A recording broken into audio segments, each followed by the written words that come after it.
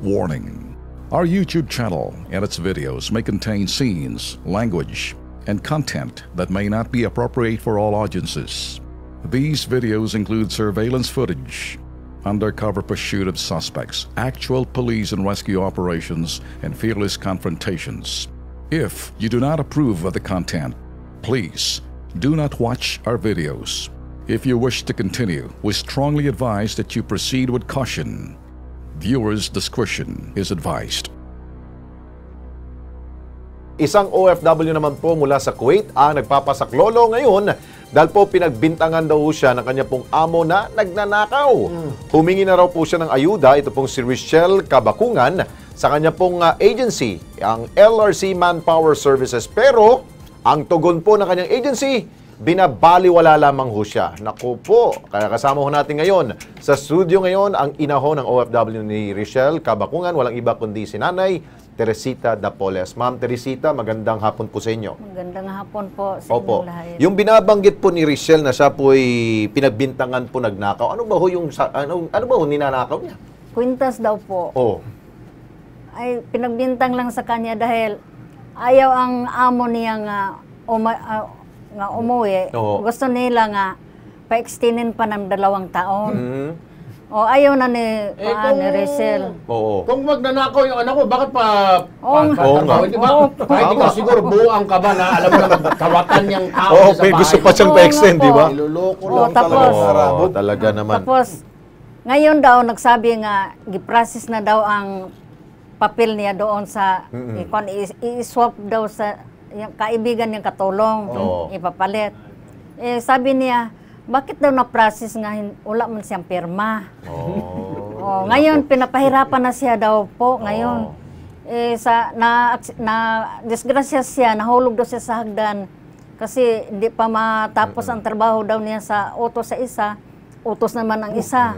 Pinahirapan talaga siya. Oh, pinapahirapan talaga siya. Okay, Nay, antayin mo na. Kausapin ho natin mula sa OWA, ang Head ng Advocacy and Social Marketing Division po ng OWA, si Ma'am Josephine Tobia. Ma'am Josephine, magandang hapon muli po sa inyo, Ma'am.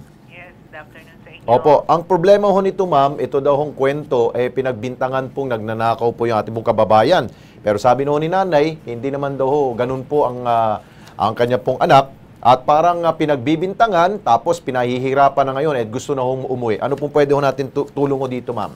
Oo, itong agency niya, LRC. Opo, LRC Manpower. Mukhang mahirap matawagan kasi Nako. hindi sumasagot ang lahat ng numero. Nako. Siguro pwede nating ilagay sa honor list. Yun, sige. LRC Manpower Tandaan ho Services. natin yan. Oo. LRC. So, paano, Ma'am? Ngayon, government to government, kayo na lang po kumontak sa ano? Ipapacheck lang namin dito sa aming welfare officer, Opo. yung worker, may number naman siya. Mhm.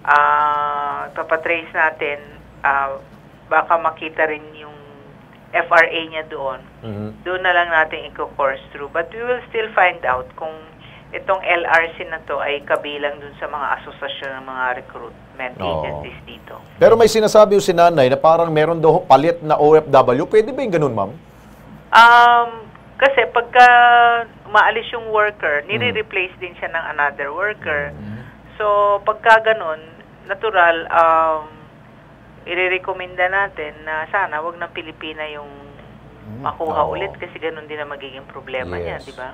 Oo. Pagbibintangan na ulit na naman. Exactly. Kasi Oo. mga ibang amo dyan, yung iba lang naman, pagka inaayawan na sila ng worker, pinagbibintangan na lang sila Okay. na magnanakaw. Sige, Ma'am. So, asahan ho natin, Ma'am, na inyo pong tatawagan po yung inyo pong counterpart dun po sa Kuwait para umaaksyonan po natin yung problema ni Richelle, Ma'am. Yes, we will. Okay. Ma'am Josephine, tambay Yes. na muna kayo, Ma'am. Meron pa tayo isa pong reklamo ho, mamaya. Si Erwin na naman pong kakausap sa inyo. Okay. Okay, Ma'am Teresita, yun po antayin ho natin tulong po ng OWA. Okay?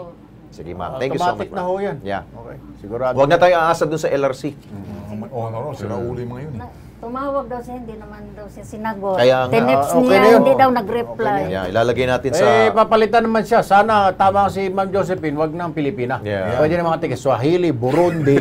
Pwede dalhin doon. Ayun. Dalhin na. Ewan ko.